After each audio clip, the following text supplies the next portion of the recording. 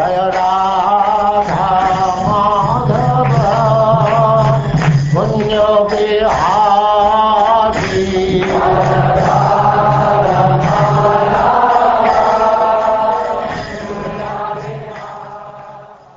And now chapter 37, the killing of the demons, Kesi and Vyoma.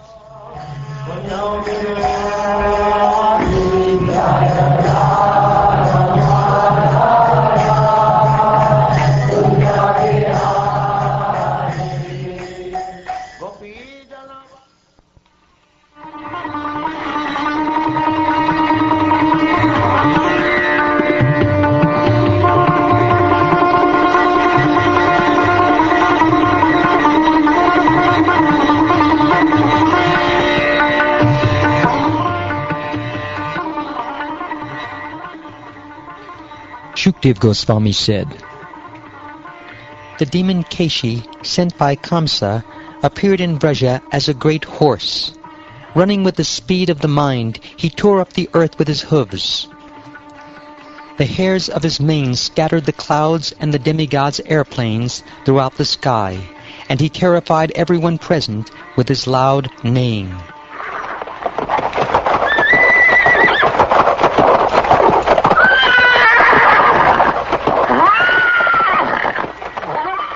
When the Supreme Personality of Godhead saw how the demon was frightening his village of Gokul by neighing terribly and shaking the clouds with his tail, the Lord came forward to meet him.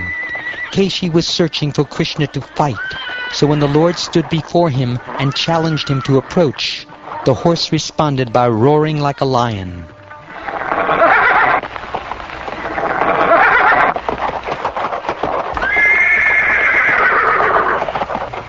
Seeing the Lord standing before him, Kesi ran toward him in extreme rage, his mouth gaping as if to swallow up the sky.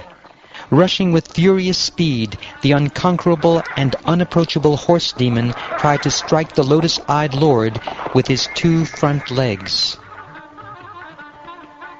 But the transcendental Lord dodged Kesi's blow, and then with his arms angrily seized the demon by the legs, whirled him around in the air, and contemptuously threw him the distance of 100 bow lengths, just as Garuda might throw a snake. Lord Krishna then stood there.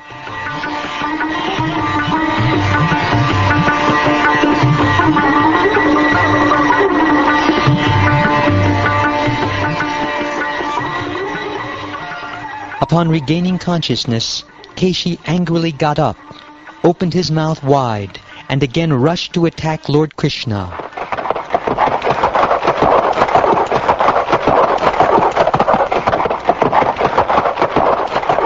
But the Lord just smiled and thrust his left arm into the horse's mouth as easily as one would make a snake enter a hole in the ground.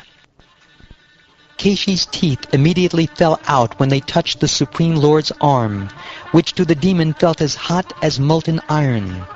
Within Kesi's body, the Supreme Personality's arm then expanded greatly, like a diseased stomach swelling because of neglect. As Lord Krishna's expanding arm completely blocked Kesi's breathing, his legs kicked convulsively, his body became covered with sweat, and his eyes rolled around.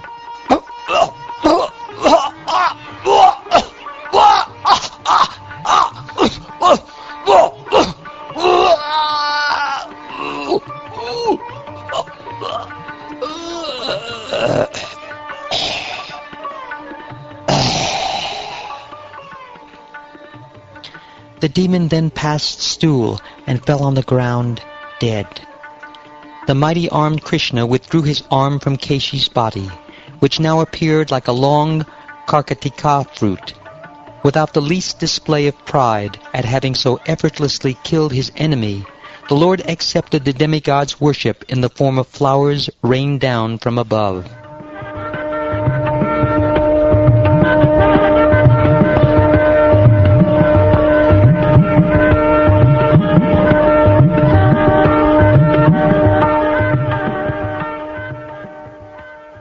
My dear king, thereafter Lord Krishna was approached in a solitary place by the great sage among the demigods, Narad Muni.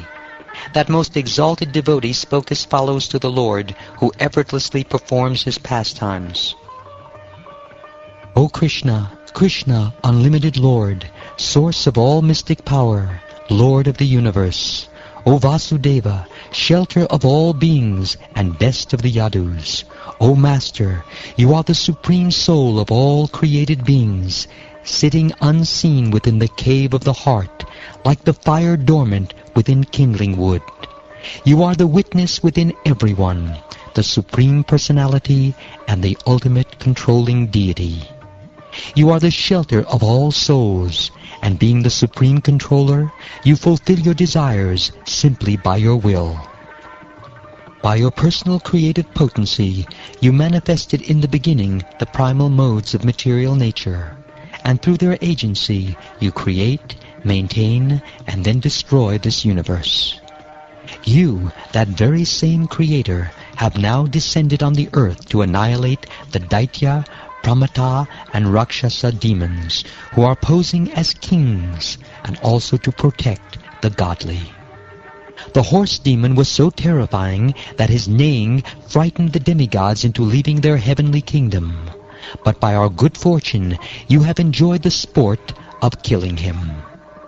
In just 2 days, O Almighty Lord, I will see the deaths of Chanura, Mushtika, and other wrestlers, along with those of the elephant Kuvalaya Pida and King Kamsa, all by your hand.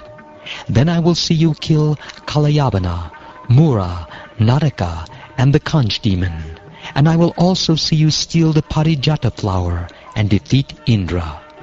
I will then see you marry many daughters of heroic kings after paying for them with your valor. Then, O Lord of the universe, in Dvarka you will deliver King Rika from a curse and take for yourself the Syamantaka jewel, together with another wife. You will bring back a Brahman's dead son from the abode of your servant Yamaraj, and thereafter you will kill Pondraka, burn down the city of Kashi, and annihilate Dantavakra and the king of Chedi during the great Raja Surya sacrifice. I shall see all these heroic pastimes, along with many others you will perform during your residence in Dvarka. These pastimes are glorified on this earth in the songs of transcendental poets. Subsequently, I will see you appear as time personified, serving as Arjuna's chariot driver, and destroying entire armies of soldiers to rid the earth of her burden. Let us approach you, the Supreme Personality of Godhead, for shelter. You are full of perfectly pure spiritual awareness, and are always situated in your original identity. Since your will is never thwarted, you have already achieved all possible desirable things, and by the power of your spiritual energy, you remain eternally aloof from the flow of the qualities of illusion. I bow down to you, the Supreme Controller, who are dependent only on yourself. By your potency, you have constructed the unlimited particular arrangements of this universe. Now you have appeared as the greatest hero among the Yadus, Vrishnis, and Sattvatas, and have chosen to participate in human warfare.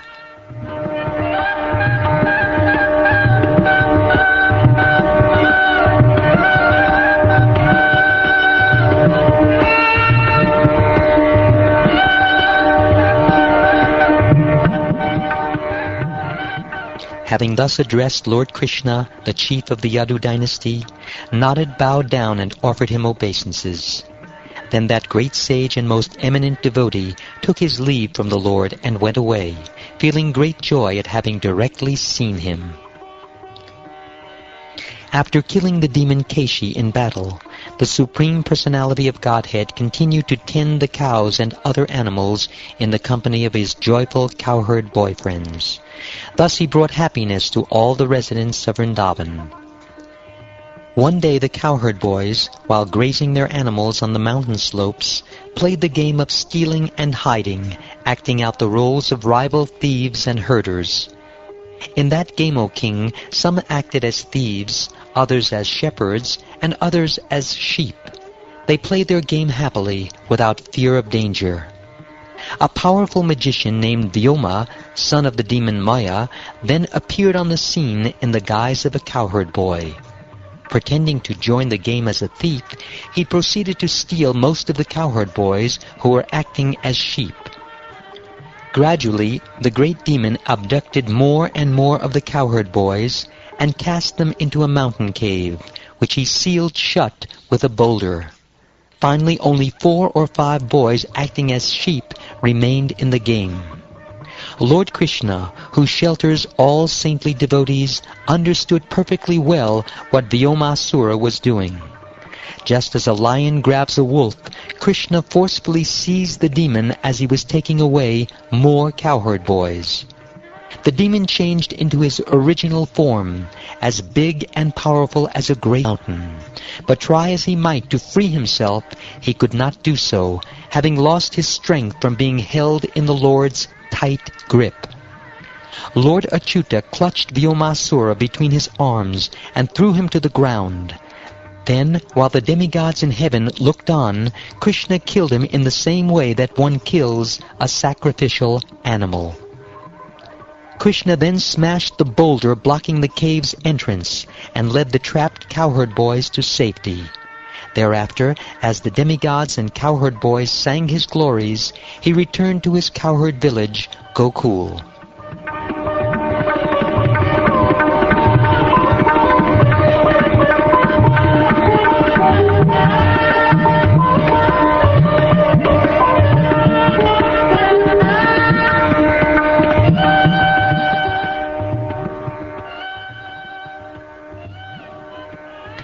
Thus ends the 37th chapter of the 10th canto of the Srimad Bhagavatam, entitled The Killing of the Demons Kesi and Vyoma.